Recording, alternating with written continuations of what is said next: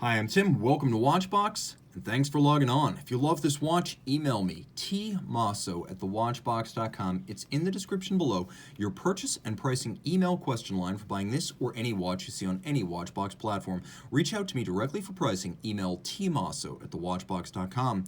Though not a limited production, this is a rare watch. And today, we're discussing the Omega de Ville Hour Vision coaxial chronometer chronograph. It is all of those things. 42 millimeters in diameter in stainless steel, 16 millimeters thick. The watch measures 50.1 millimeters from lug tip to lug tip with a 21 millimeter spacing between the lugs. We throw it on my wrist, which is 16 centimeters in circumference, and you can see, though it is a thick watch, somehow it has a nicely sloped case flank, and it can potentially fit underneath many sleeves. The timepiece is fairly broad across the wrist, at 50 millimeters, 50.1 to be precise. I would say the smallest wrist that's going to want to handle this is probably about 15 centimeters circumference given the thickness, but it is a substantial and satisfying wrist presence. It's got a lot of personality, charisma, and it doesn't have the generic quality of your average Seamaster or Speedmaster. This is something that you're not going to see a lot of in any market globally. Taking a quick look at the strap, you can see it's large rectangular scale alligator leather in black with a matte finish. There's a lot of bolstering to add thickness, so visually the strap holds up better against the lugs. You can see a monotone stitch and a folded edge used here. We have calfskin on the bottom, and this is a brand new Omega factory strap. No crimping, no gouging. Omega has its long-running clasp, and it's run a long time for good reason. Twin trigger release makes it secure. It won't pop open accidentally. It's all of high polish and quite attractive. And then you tuck the excess strap length underneath the clasp body, just like this, so there's no need for minder loops to rein in that extra length, and then all of the extra length hides underneath the clasp body and the strap. It's a very clean look, so a secure, attractive, and very successful clasp. Now you can see this isn't like a conventional Hour Vision. It doesn't have sapphire viewports in the flanks. What it does have is the stepped out lug profile of a typical Hour Vision. So you can see, unlike the Seamasters and Speedmasters, the lugs aren't blended into the case band. They do have a little bit of a crease between case and lug profile, so they break themselves out visually. The case has vertical satin finish on its side, which is unusual because most cases have longitudinal satin finish. There's a little bit of a transitional bevel that disappears at the tip of the lug, and then you can see that the lug hoods as well as the bezel are all of high polish.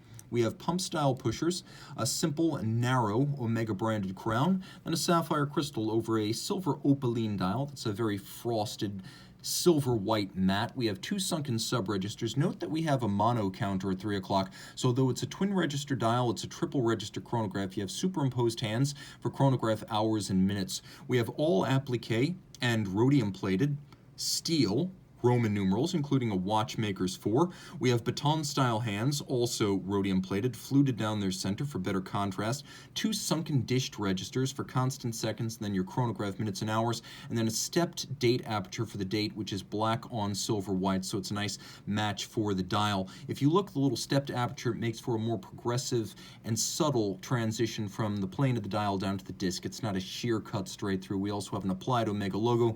This is a flagship piece for the brand and has a flagship movement. Caliber 9300, 54 joules, automatic winding, bidirectional winding action, twin mainspring barrels, 60-hour power reserve, shock resistant with a full balance bridge, a free sprung index, and a rotor bearing instead of a jeweled staff. It also uses a ceramic balls. It's a hybrid, so it has a steel race and ceramic balls for minimal maintenance requirements and high winding efficiency. It features a number of subsidiary setting modes, so you have this time zone function that allows you to actually move the hour hand while everything else, including the chronograph, continues to operate. And you can see how I can move the date forward or backwards depending on whether I'm traveling east or west. Pull the crown out all the way though and you activate hacking or stop seconds. Now the watch is braced against shock with the rotor bearing, the full balance bridge, and the free sprung index, but it's braced against magnetism using an anti-magnetic escapement and a silicone hairspring. You can also appreciate the fact that it is a column wheel vertical clutch chronograph. The column wheel is visible through a skeletonized portion of the bridge above it. The column wheel makes for a nice crisp actuation sound and feel. The vertical clutch makes for a seamless engagement. You can see there's no jump to the chronograph seconds hand when I start the chronograph. That's because there's no play in a vertical clutch. Also, if you like to leave your chrono running, there's no additional wear, tear, or damage to the watch with the vertical clutch system in place. Now we have two barrels, not necessary to achieve 60 hours of power reserve, but the reason we have them here is to get a more even torque release from max wind to minimum wind. So for example, a single barrel movement like a Rolex 3 3235 sees a lot of amplitude drop-off after 24 hours. There's a more even torque release from 2 barrels, so you don't get that here. It's adjusted to 5 positions. It is a COSC certified Swiss chronometer. It beats away at 25,200 vibrations per hour. It uses the tri-level coaxial, which is the latest version of the coaxial escapement invented in 1974 by George Daniels of Britain, industrialized by Omega in 1999, and the tri-level is really the apex of coaxial design. A direct and indirect impulse, tangential contact escapement. It improves short-term chronometry, long-term timing stability, and spaces out necessary maintenance intervals. There's a lot to love with this watch. The tech goes deep, and it's rare. Reach out to Team Mosso at thewatchbox.com for purchase and pricing details, and get this, 100 meters water resistant.